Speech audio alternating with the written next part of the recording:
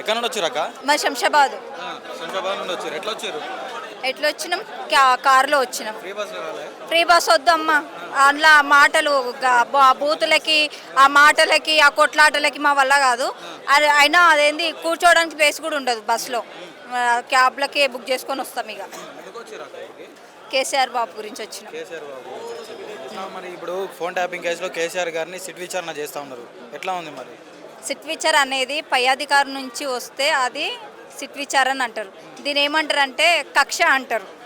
ఎందుకంటే అయినా ఈయనకు తెలివిలేనోడు పిచ్చోన్ చేయికి రాయిస్తే ఏమవుతుంది? ఎరికే కదా, గట్లుంది ఈయన పాలన కూడా. అయితే ఆ నోటీస్ అనేది అక్కడ ఇవ్వకుండా ఈ ఓటుకు నోటు దొంగ రేవంత్ రెడ్డి గోడలకు అతకబెట్టి పోయిండు. ఆయనకు దమ్ముంటే పోయి అక్కడ పోయి నోటీసులు ఇచ్చి రావాలి. అయినా బాపు ఏం చేసిండు? సిట్టు అంటే నీళ్ళు తీసుకొచ్చినందుక, తెలంగాణ తెచ్చినందుక, రైతుని రాజుని చేసినందుక, ఈ మంచి పనులు చేసినందుక ఇది సిట్ విచారణ అని చెప్పేసి ఈయనిచ్చుడు రేవంత్ రెడ్డి. చట్టపరంగా పోలీసులు విచారణ చేస్తూ ఉంటే ఈ బీఆర్ఎస్ పార్టీ నాయకులు ఎందుకు గగ్గోలు పెడుతున్నారని చెప్పేసి మాట్లాడుతున్నారు మరి. అవును, అది అదేదో దొంగ పనులలాగా ఉన్నాయి కాబట్టే మేము అది చేస్తున్నాము. బాపు కేసీఆర్ గారిని ఇట్లా ముట్టుకుంటే అగ్గి పుట్టిస్తాం. మేము ఊరుకునేదే లేదు. తెలంగాణ తీసుకొచ్చి మా బతుకులు మార్చిన దేవుడు బాపు కేసీఆర్ గారు.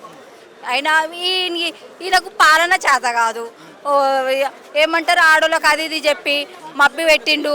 గద్దె మీనకి కూర్చున్నాడు. కేసీఆర్ గారిని చేసినటువంటి విచారణ ఏ విధంగా చూస్తారు? ఇది విచారణ. ఎందుకంటే ఈ రాష్ట్రంలో ముఖ్యమంత్రి ఎవడు, హోంమంత్రి ఎవడు, పట్టపగలు మిట్టమధ్యాహ్నం దొరికిన దొంగ, ఆయన నోటీసులకి మీ విచారణ. ఎందుకంటే రాజ్యాంగం మీద, చట్టం మీద మాకు గౌరవం ఉంది కాబట్టి ఇది రావడం జరిగింది. ఇవాళ రాష్ట్రంలో ఏం జరుగుతుంది? కాలువ నీళ్ళు రాక, రైతు బంధు రాక, కష్టకాలం రైతాన్ని ఆదుకునేవాళ్ళు లేరు, యూరియా బత్తాలు లేవు. ఇవాళ ఆడపిల్లలకి బంగారం, తులం బంగారం వంటివి, స్కూటీ లాంటివి ఏది పడితే అది మాట్లాడుతీవి. కేసీఆర్ 2 సార్లు ఇస్తే 3 సార్లు ఇస్తా అంటివి, 3 సార్లు ఎగ్గొడుతీవి. ఎవడు ఈ రాష్ట్రంలో విచారణ ఎదుర్కోవాలి? ఈ రాష్ట్ర ముఖ్యమంత్రి పట్టపగలు మిట్టమని దొరికిన దొంగ. ఈ రాష్ట్రంలో నీ వల్ల రైతు బంధు రాక, కాలువ నీళ్లు రాక ఈ రాష్ట్రంలో ఇప్పటిదాకా అప్పుల పాలై 850 మంది రైతులు చచ్చిపోయారు. దాని మీద విచారణ. ఈ రాష్ట్రంలో గురుకు పాఠశాలలో భూవేటక 120 మంది చచ్చిపోయారు. దాని మీద విచారణ. ఈ రాష్ట్రంలో హోంమంత్రి కనపడట్లేదు, ముఖ్యమంత్రి కనపడట్లేదు, విద్యాశాఖ మంత్రి లేడు, ఉన్నాడా పీకినా తెలియదు. ఎడిపోయారు మేళాలు. ఇంత పెద్ద జాతర చేస్తుంటే ఎడిపోయారు. కానీ కేసీఆర్ గారిని వేధించాలా, ఏదో ఒకటి బదనం చేయాలా, పట్టకాల్సి మీదేయాలా? కుదరదు. ఇప్పుడు ఎంతమంది చూస్తున్నారు? మీ అక్క చెల్లెలు వీళ్ళందరూ ఎందుకు వచ్చారు? కేసీఆర్ కుటుంబం. అందుకే వస్తాం, కొట్లాడతాం, తల్లాడతాం. అంటే చట్టపరంగా పోలీసులు విచారణ చేస్తూ ఉంటే బీఆర్ఎస్ పార్టీ కార్యకర్తల నాయకులు ఎందుకు గగ్గోలు పెడుతున్నారని చెప్పేసి కాంగ్రెస్ వాళ్ళు అంటా ఉన్నారు. బీఆర్ఎస్ పార్టీ కార్యకర్తలు కేసీఆర్ కుటుంబం. మా కుటుంబ పెద్దకి విచారణ పిలిస్తే ఆపదైనా, మంచైనా, చెడైనా మమ్మల్ని కడుపులో పెట్టి కాపాడుకున్న పెద్ద ఆయన కోసం మేము బయటకు వచ్చాం. తప్పేముంది? రావద్దా? ఆయన మా తండ్రి లాంటి వ్యక్తి, మమ్మల్ని కాపాడుకున్న వ్యక్తి, మా బతుకులు బాగు చేసిన వ్యక్తి, కాళేశ్వరం కట్టి మా కడుపులు నింపిన వ్యక్తి. ఆయన కోసం మీరు రావద్దా? ఎవరి కోసం రావాలా? అనుమూల రేవంత్ రెడ్డి సూట్ కేసు మోయడానికి రావాలా? మేము మోయాలా? ఆయన సూట్ కేసు మోయడానికి రావాలా? అందుకే చెప్తున్నాం, ఈ రాష్ట్రంలో ఈ రాక్షసుల పాలన పోవాలా, ఈ రావణ కాష్ట పరిపాలన పోవాలా, రైతును రాజు చేసిన కేసీఆర్ రావాలా అని ఇలా కేసీఆర్ గారి కోసం మేము వచ్చినాం. మా ఇళ్లలో మా బతుకులు ఆరిపోతుంటే, మా ఇళ్లలో చీకలు ఉంటే వెలుగులు నింపిన వ్యక్తి. ఆయన కోసం మేము వచ్చాం.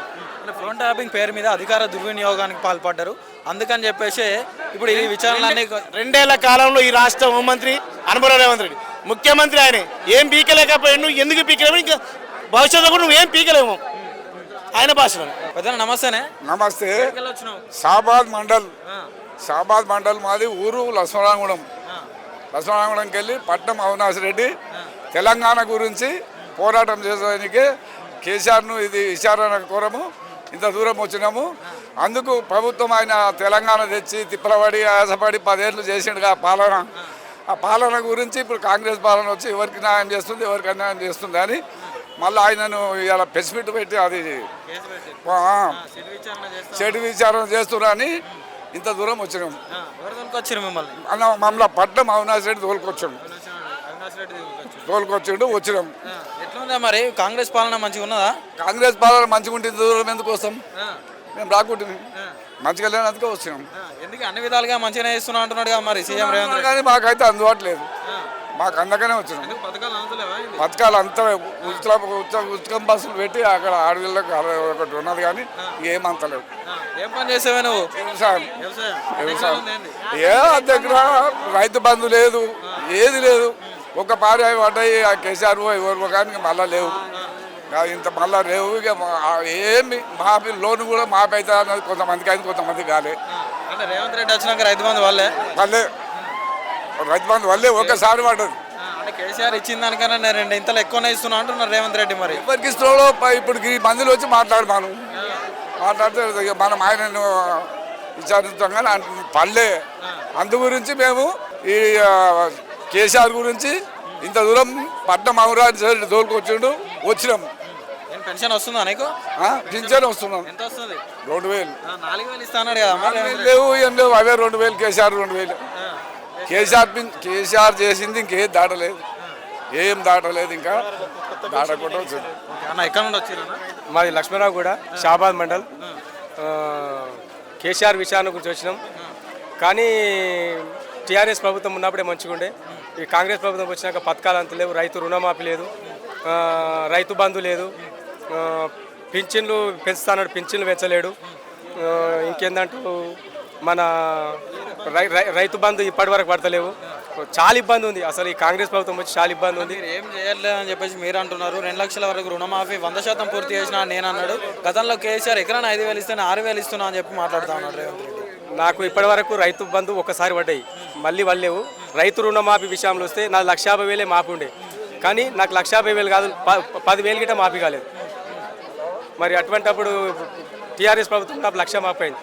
గతంలో కేసీఆర్ ఉన్నప్పుడు కనీసం అంటే వడ్లకు గిట్టుబాటు ధర లేకుండా ఇప్పుడు నేను వచ్చినాక సన్నపొట్లకు 500 బోనస్ ఇస్తున్నా అంటున్నాడు. మరి ఇప్పటి వరకు మేము 4-5 ఒకలు తీసినాం, వడ్లు వేసినాము.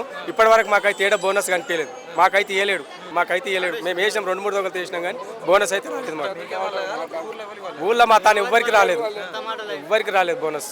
ఎట్లున్నాయా మరి 6 గ్యారెంటీలు అని చెప్పేసి 6 నెలల్లోనే అమలు చేస్తాను అధికారంలోకి వచ్చిండు రేవంత్ రెడ్డి. మరి ఆయన అమలు అవుతున్నాయా? ఏదన్నా ఒకటి ఉచిత బస్సు ప్రయాణం తప్పితే మిగతా ఏది లేవన్నా, ఏవి లేవు. అవన్నీ ఉట్టి మాటలు. ఏదో కరెంటు ఒకటి, కరెంటు మన మామూలు వాళ్ళ వ్యక్తులకు వస్తుంది కానీ కొంతమందికి వస్తలేదు, అందులో 50% మందికి వస్తలేదు. ఈ పథకాలలో అయితే రెండు అంటే ఒకటి ఏంది ఉచిత బస్సు, ఈ కరెంటుది ఒకటి వస్తుంది, అది లేదు. 500 సన్నబియ్యం ఇస్తుండు. సన్నబియ్యం అంటే సన్నబియ్యం ఇస్తుండు, అది సన్నబియ్యం ఇస్తుండు, అబద్ధం ఆడద్దు. సంట బియ్యం ఇస్తుండు కానీ ఈ 500 సిలిండరు ఇవన్నీ ఏమి లేవు. సరే ఏం లేవని మీరు అంటా ఉన్నారు. మరి వచ్చే 5 ఏళ్ళు కూడా నేనే సీఎం ఉంటా అని చెప్పేసి రేవంత్ రెడ్డి చెప్తా ఉన్నాడు. ఏం చెప్తారు? ఇక ఇప్పుడు మీకు తెలుస్తుంది కదా ఇవి ఎట్లా వేస్తాడు. ఏం పబ్లిక్ లోపల విరక్తి చూస్తారు కదా. ఈ రైతు బంధు కానీ ఇంకేందంటావు బోనస్ విషయంలో కానీ అన్నిట్లో ఇబ్బంది ఉంది. ఏ విషయంలో అయినా కాంగ్రెస్ చాలా ఇబ్బంది పెడుతుంది. టీఆర్ఎస్ ప్రభుత్వం వస్తే అన్ని విధాల రైతుకు మంచిగా ఉంటుందని నేను అనుకుంటున్నాను. ఇప్పుడు పింఛన్లు కూడా వాళ్ళకి అందుతలేవు. మొదలు వచ్చే వాళ్ళకి కొత్త పింఛన్ ఒక్కటి కూడా లేదు. భర్తలు చచ్చిన వాళ్ళు చాలా మంది ఉన్నారు, వాళ్ళకి కొత్త పింఛన్లే లేవు. ఇది ఇస్తా అంటున్నాడు, లేవు. ఇస్తా అంటున్నాడు, లేవు. ఇందిరా మిన్లు అది ఎవరికి వస్తున్నాయో. నాకు 6 పిల్లర్ రేసి కట్టుకుంటే నాకు రాలే. అది అది ఆయన రాజకీయం కట్టినాడు. మాకేం లేవు, మాకు లేవు.